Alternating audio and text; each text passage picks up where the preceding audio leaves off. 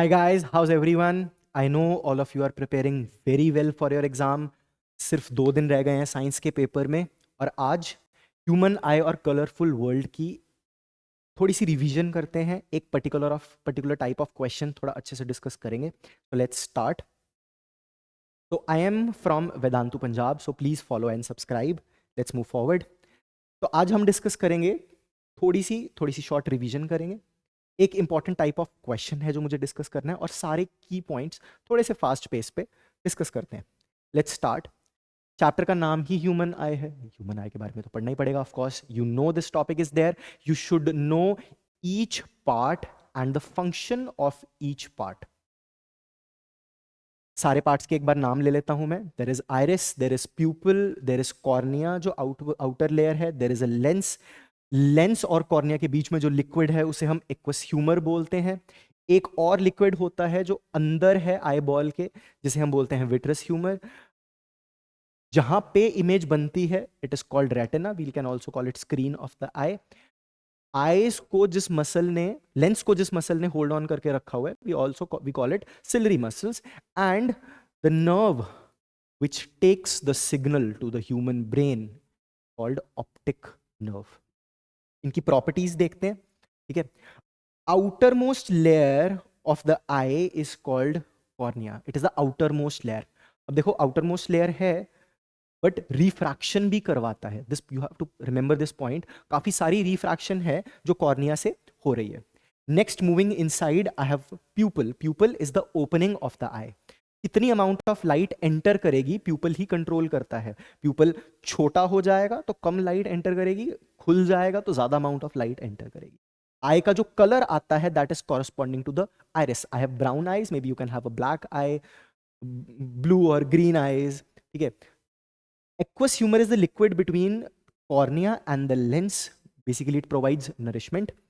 जो vitreous humour है जो इनसाइड है बिहाइंड द लेंस और रेटिना के फ्रंट में, ये भी नरिशमेंट प्रोवाइड करवाता है बट हमारे आई को ये शेप भी देता है. You already know about this.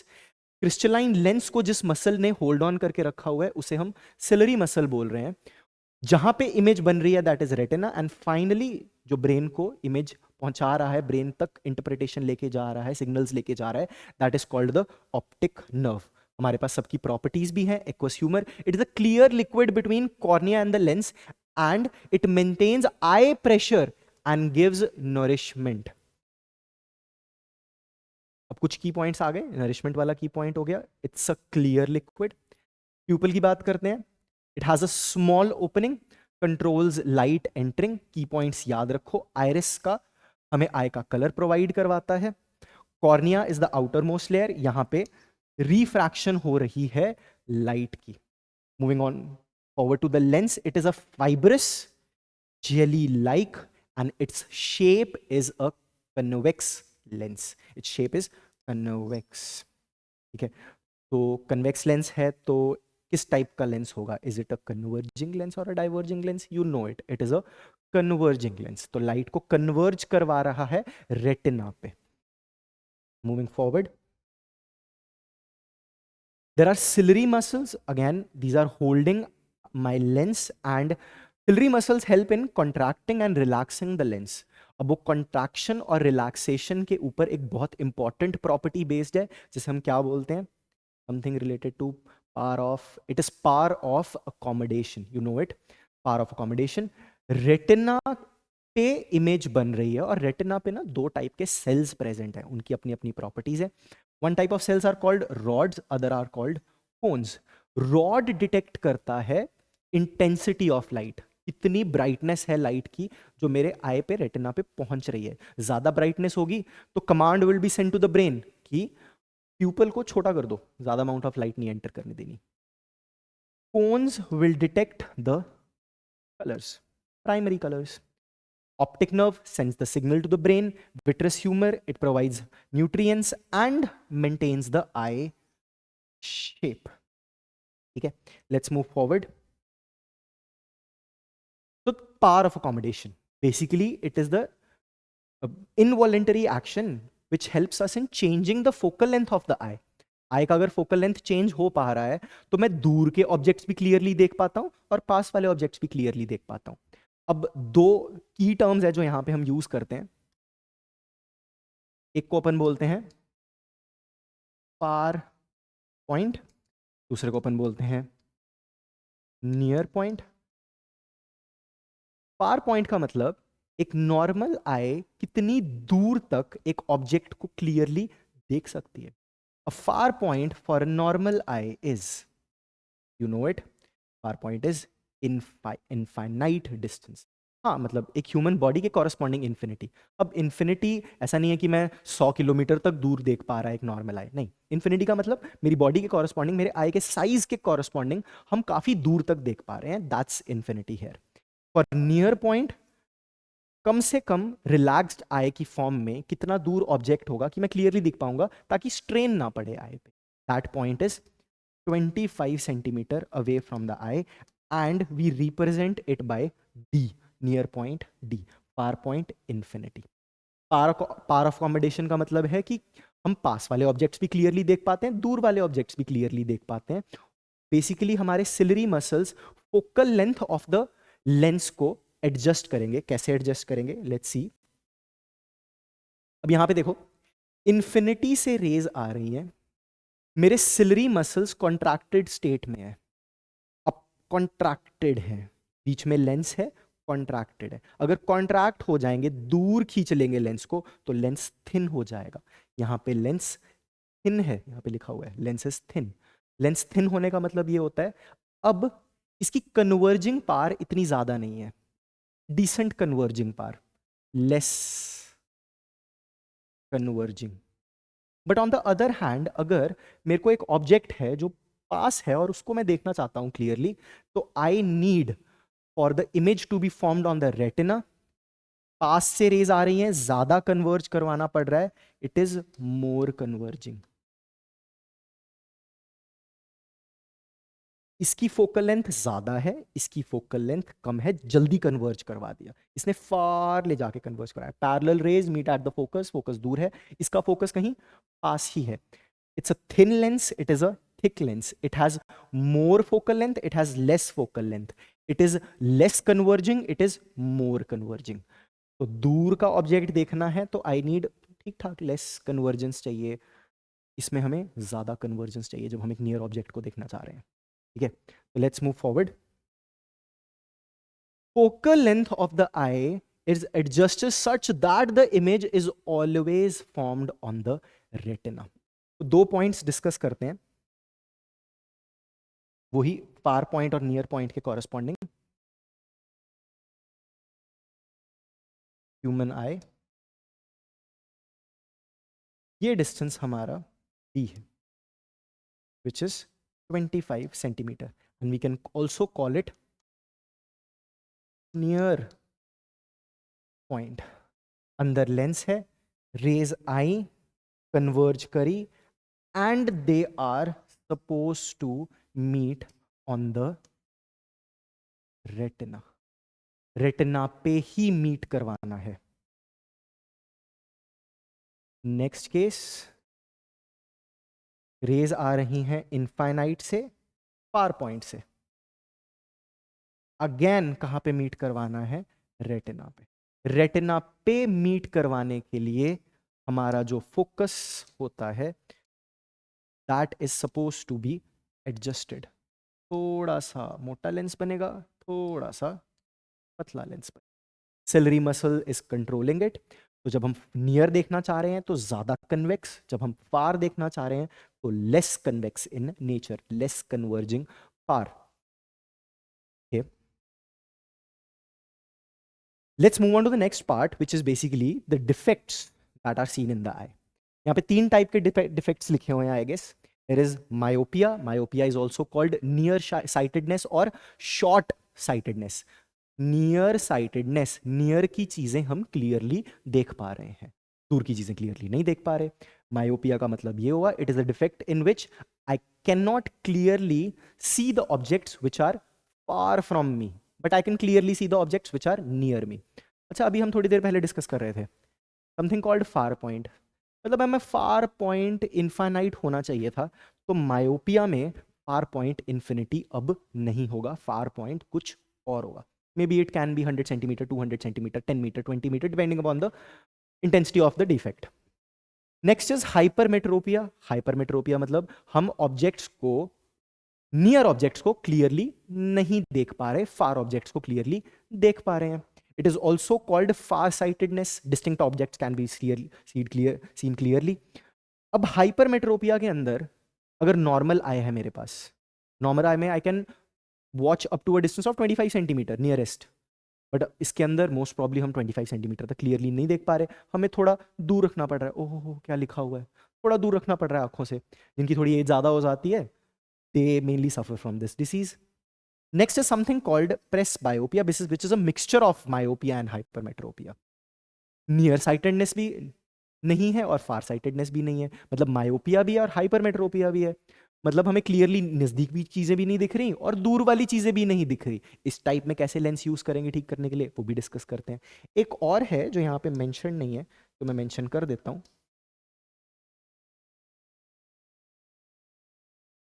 एस्टिग्मैटिज्म.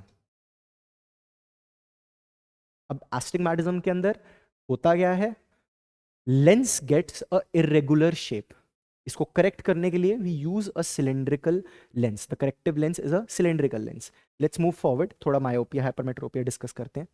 Okay, in case of myopia problem क्या होती है, जब रेज आ रही हैं हम चाहते हैं कि वो रेटिना पे मीट करे, but what happens in myopia कि अगर दूर से रेज आए तो वो यहां नहीं मीट करती, रेटिना पे नहीं मीट. होगा क्या, पैरेलल रेज आई इनफाइनाइट दूर से और वो कहीं पहले मीट कर, पहले मीट कर गई, प्रॉब्लम हो गई. मैं चाहता था कि रेटिना पे मीट करे, बट मायोपिया के अंदर रेज पहले कहीं मीट कर जाती है. अब मैं चाहता हूं कि ये स्प्रेड आउट हो, यहां पे मीट करे. अब इनफाइनाइट से आया, इमेज तो पहले ही प्रोड्यूस हो गई. I see a very blurry image. I am suffering from myopia. I can clearly object, I can see clear objects near to me, but far वाले नहीं. So let's see what we are supposed to do here. In myopia, either image of distant object is formed in front of the retina. अभी जैसे हमने देखा front of retina में produce हो रहा है, पहले ही प्रोड्यूस हो गया. अब दो तीन रीजंस हो सकते हैं, या तो आई ज्यादा कन्वेक्स, आई का लेंस ज्यादा कन्वेक्स हो गया तो उसने जल्दी कन्वर्ज करवा दिया, या आई बॉल हमारी लंबी है, मतलब हेरिडिटरी केस भी हो सकता है. अब इस आई बॉल, अगर मैं इस मायोपिया डिजीज को करेक्ट करना चाहता हूं तो we use which type of lens. अब इसी वाले एग्जांपल में ध्यान से देखो, पहले बन गया, मैं चाहता था दूर बने, ज्यादा कन्वर्ज कर रहा है, मैं चाहता हूं इसे डाइवर्ज कर दे, थोड़ा सा डाइवर्ज कर दे ताकि यहां पे मीट कर जाए. और डाइवर्जिंग लेंस कौन सा होता है, तो yes, to correct a myopic eye we use a concave lens as we know it. Concave lens use करेंगे, मैं यहां पे लिख भी देता हूं, यहाँ पे लिखा हुआ है guess, using a concave lens. Diagram बना के देख लेते हैं. So this is a myopic eye. दूर से रेज आ रही हैं और पहले कहीं मीट कर गई. अंदर लेंस भी है, लेंस भी बना लेते हैं. इसको करेक्ट करने के लिए we are suppose to use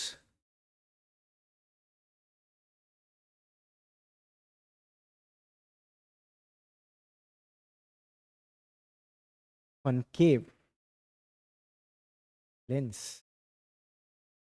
अब जब रेज आएंगी थोड़ी सी पहले ही डाइवर्ज हो जाएंगी, एंड फाइनली जब कन्वर्ज होंगी they'll meet on the retina. So how do we correct a myopic eye? We use a concave lens. Let's move forward. Hypermetropia. Hypermetropia वाले केस में I am unable to see the objects which are close to me. ये रहा object, नहीं देख पा रहे भाई इसे क्लियरली. क्यों नहीं देख पा रहे, लेंस ने अपनी कन्वर्जिंग पावर लूज कर दी है. अब जो इमेज बन रही है वो कहीं दूर जाके बन रही है. मैं चाहता हूं कि ये कन्वर्ज कर जाए, यहाँ पे थोड़ी दूर हो गई, लेंस ने अपनी कन्वर्जिंग पावर लूज कर दी in hypermetropia. A person with hypermetropia can see distinct objects, दूर के ऑब्जेक्ट्स क्लियरली देख पा रहा है बट पास वाले ऑब्जेक्ट्स इतने क्लियरली नहीं देख पा रहा। नियर पॉइंट उनका 25 सेंटीमीटर नहीं रहा, अब कुछ और हो जाएगा, maybe 30 centimetre, maybe 40 centimetre, depending upon the person. Defects के रीजन, या तो आई बॉल छोटी है, या focal length of the eye is too long, या इसको हम दूसरे वे में ऐसे लिख सकते हैं,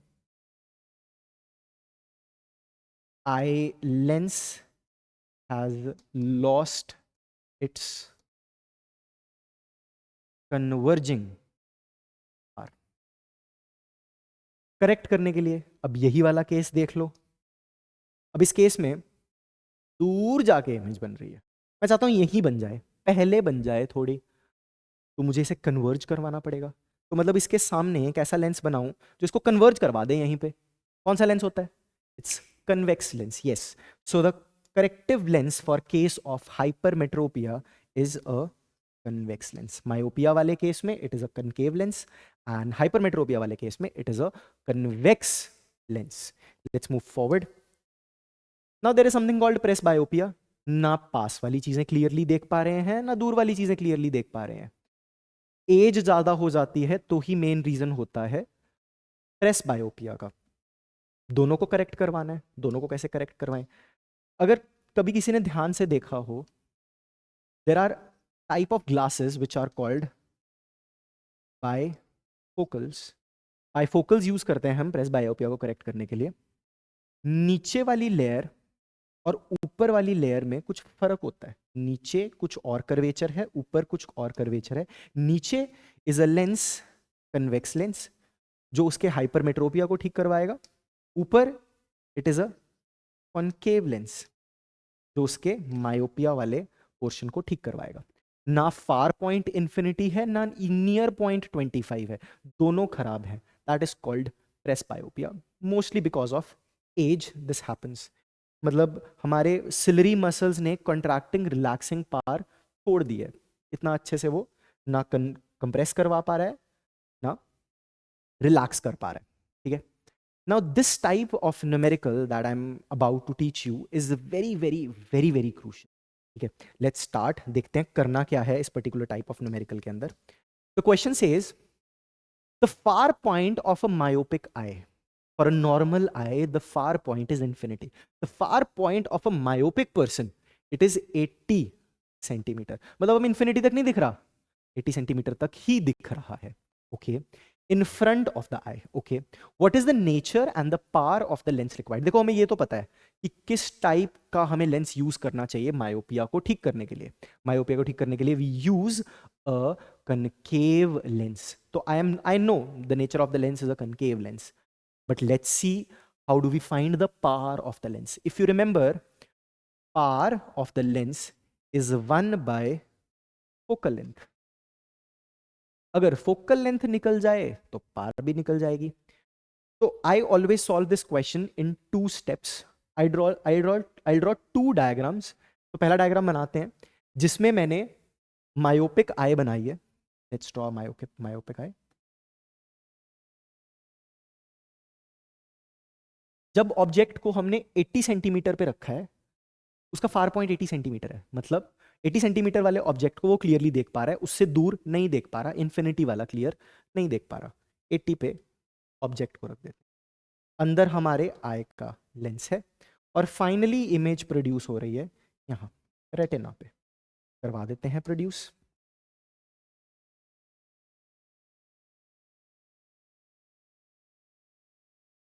this is the ray diagram. This distance is 80 centimetre.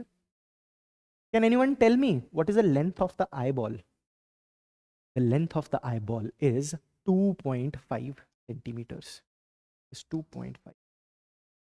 चलो, I'll say जो आई का पूरा सेटअप है, आई का जो लेंस है, जो कॉर्निया है, जो लिक्विड्स हैं, जो रिफ्रैक्शन करवा रहे हैं, उनका कंबाइंड फोकल लेंथ मैं एफ ई मान लेता हूं, focal length of the I setup, जहां से रिफ्रैक्शन वगैरह हो रही है।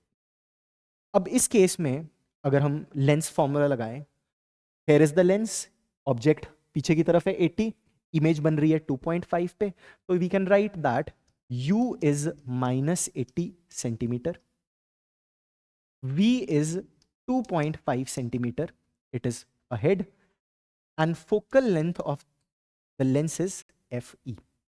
एक इक्वेशन हम यहां से बनाएंगे. Let's move past this.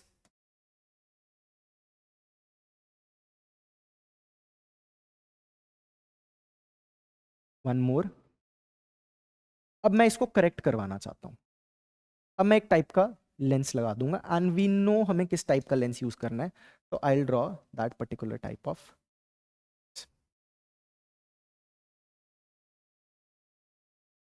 Parallel raise आनी चाहिए इन्फिनिटी से, 2 बार रिफ्रैक्शन हो रही है और फाइनली रेटिना पे मीट करा. काम क्या है कि फार पॉइंट फिर से हम इन्फिनिटी तक ले आए. फार पॉइंट अगेन इन्फिनिटी, यहां पे u की value minus infinity far away, v की वैल्यू इमेज रेटिना पे प्रोड्यूस हो रही है 2.5 सेंटीमीटर. बट अब यहां पे दो चीजें आ चुकी हैं.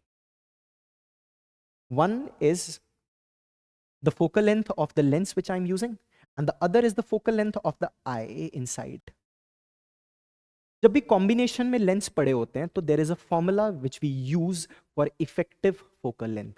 For effective focal length I can use the formula 1/f effective is 1/f1 plus 1/f2. You can use this formula, no worries. Let's start solving the question. देखो क्या करना है. 1/v plus 1/u, 1/v minus 1/u is 1/f.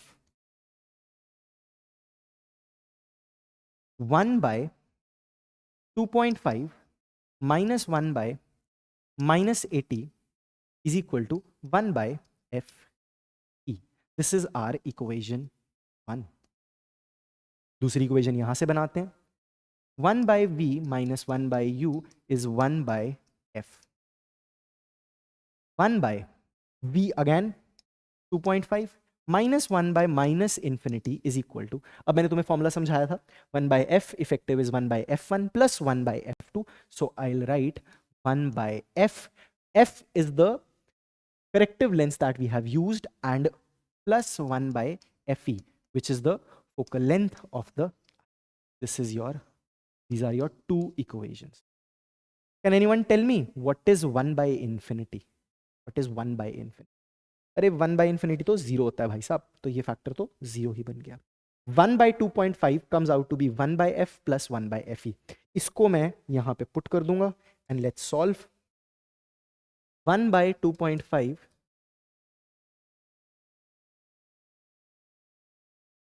minus 1/-80 is 1/fe. 1/2.5 is equal to 1/f plus 1/fe. 1/2.5 को I'll put it here. This will become 1/f plus 1/fe plus 1/80 is 1/fe. Cancel, cancel. F is equal to -80 cm. अरे भाई अगर focal length आ गई मेरे पास lens पे, तो we can find the power of the corrective lens which we have used. It is 1/f, it is -1/80. ये centimetre में है, इसे मीटर में कन्वर्ट करना पड़ेगा. 100 से डिवाइड करेंगे, 100 ऊपर चला जाएगा. -100/80 and the units we use are dioptre. It is -1.25 d, which is the power of the corrective lens we have used. This is the first type of question जो इस particular chapter में पूछ सकते हैं. Next,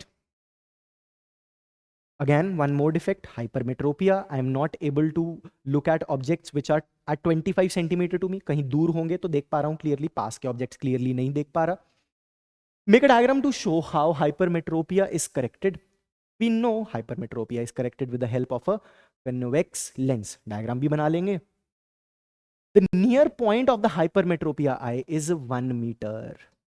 The important point here. 100 centimetre लेके solve करते हैं. दो डायग्राम्स बनाते हैं, एक डिफेक्टेड आई वाली और एक करेक्टेड लेंस लगा के. डिफेक्टिव आई, जब ऑब्जेक्ट को रखा है 1 मीटर पे तो हम देख पा रहे हैं रेटिना पे इमेज बन रही है। अब मैं एक करेक्टिव लेंस लगा दूंगा।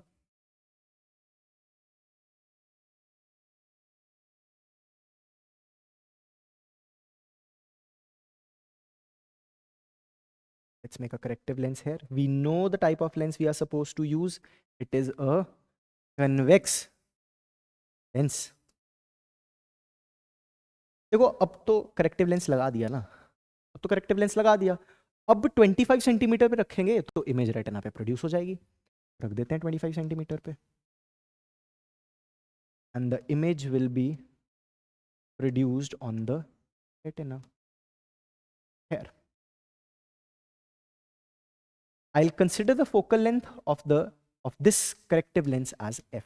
यहां पे भी हम सेम फॉर्मूला यूज करेंगे, 1 by f is equal to 1 by fe plus 1 by f1 plus 1 by f2 effective का। Let's start. पहली इक्वेशन बनाते हैं। For this case u is equal to minus 100 centimeter.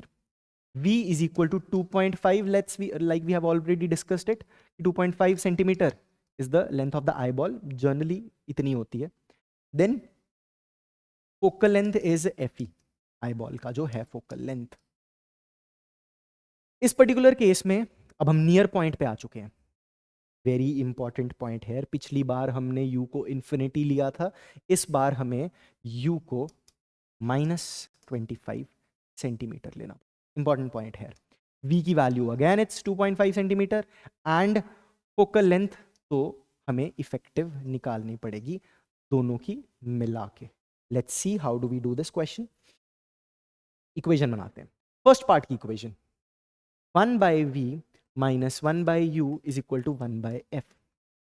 1 by v is 2.5 minus 1 by minus 100 is 1 by fe. First equation 1 by v minus 1 by u is equal to 1 by f. 1 by 2.5 minus 1 by minus 25 centimeter is 1 by fe plus 1 by f of the corrective lens that we have used. First equation, second equation. First diagram के corresponding मेरी first equation है, second diagram के corresponding मेरी second equation है। Let's try and solve this. यहाँ पे भी मैं ऐसा ही कुछ करता हूँ, मैं 1 by 2.5 को उठा के यहाँ पुट कर देता हूँ, या fe को, that's better. Let's substitute 1 by fe right here. Let's do that. Now look what happens. 1 by 2.5 plus 1 by 25 is equal to, substitute कर दिया, 1 by 2.5 plus 1 by 100 plus 1 by f. Cancel, cancel. 1 by f है यहाँ पे मेरे पास, which is 1 by 25 minus 1 by 100. LCM लेंगे, 100 ही आएगा। 1 by f is equal to 3 by 100. f is equal to 100 by 3 centimeter, which is 1 by 3 meter. I needed to find the par. Par is 1 by f, so your par comes out to be 3 diopter in plus. This is your answer. थोड़ा minute difference है दोनों questions के अंदर।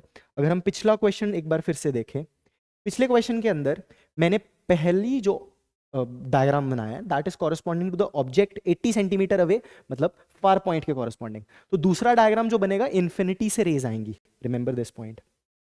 इन this case हम इससे deal कर रहे हैं, we are dealing with hypermetropia. हमें क्लियरली 25 सेंटीमीटर तक दिखना चाहिए जब हम करेक्टिव लेंस लगा दें। तो 25 सेंटीमीटर पे मैंने रख दिया and finally image is formed on the retina. बस इतना सा माइन्यूट डिटेल का फर्क है। उसमें इनफाइनाइट से रेज आ रही थी, इसमें 25 सेंटीमीटर से रेज आ रही है। Corrective lens here used as a convex lens.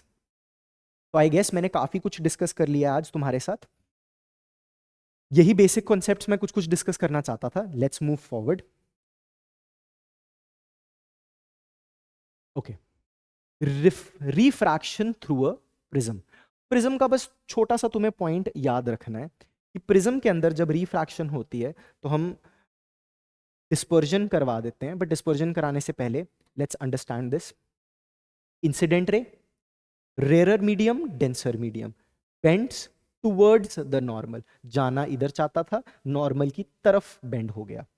Denser medium to rarer medium, जाना स्ट्रेट चाहता था, bend away from the normal हो गया. दोनों का नॉर्मल अलग अलग है. रे ऐसे जा रही थी, ऐसे निकल गई, कुछ एंगल से मुड़ चुकी है ना, उस एंगल को हम बोल रहे हैं एंगल ऑफ डेविएशन.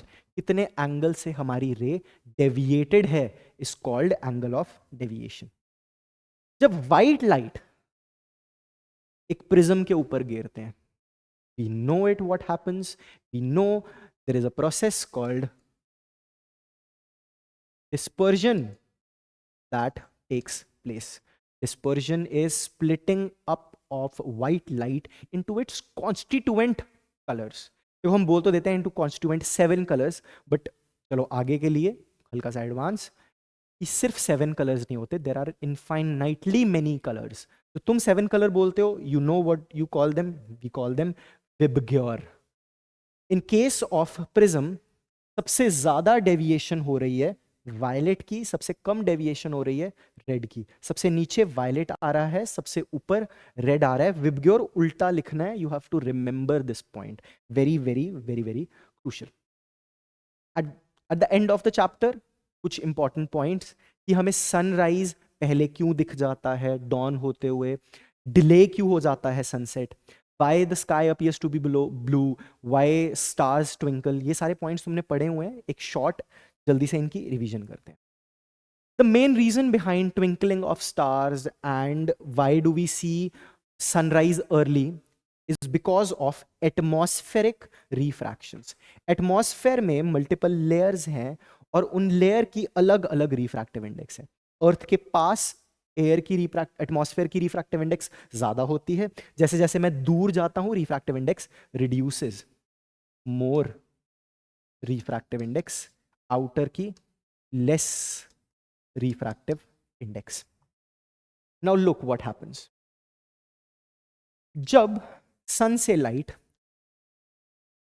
हमारे तक पहुंचना चाह रही है, तो it has to move from a rare medium to a denser medium.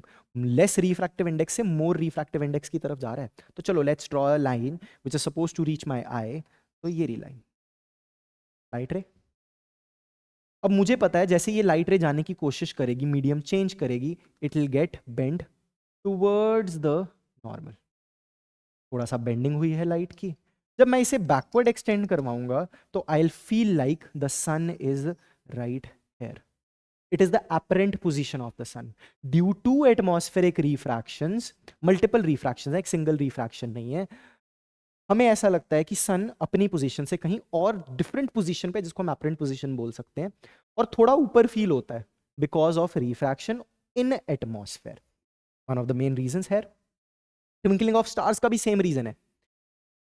अब देखो यार, एटमॉस्फेयर इज नॉट स्टेबल, मतलब atmosphere is not still, it is not stationary. Particles move कर रहे हैं, रिफ्रैक्टिव इंडेक्स वेरी कर रही है, बार बार चेंज हो रही है पोजीशन पार्टिकल्स की, आपस में कोलाइड भी कर रहे हैं एटमॉस्फेयर के पार्टिकल्स. तो होगा क्या, because of multiple refractions here and continuously changing of the atmospheric refractive index, हमें बार बार पोजीशन चेंज होती हुई फील होती है. यहां से बैकवर्ड एक्सटेंड कराऊंगा यहां, यहां से बैकवर्ड एक्सटेंड कराऊंगा यहां, यहां से बैकवर्ड एक्सटेंड कराऊंगा यहां. I don't have a fixed position of the star that I am trying to look at. एक फिक्स्ड पोजीशन नहीं है, हमें बार बार उसकी एपरेंट पोजीशन ही दिख रही है, डिफरेंट पोजीशन दिख रही है. That's why it seems like the stars are twinkling. Let's move forward. Why the sky is blue and not at night? Okay. Here, the concept which we are supposed to use is called scattering of light. The point you need to remember is कि scattering में red light सबसे कम scatter होती है and violet light सबसे ज्यादा scatter होती है. VIBGYOR वाले केस में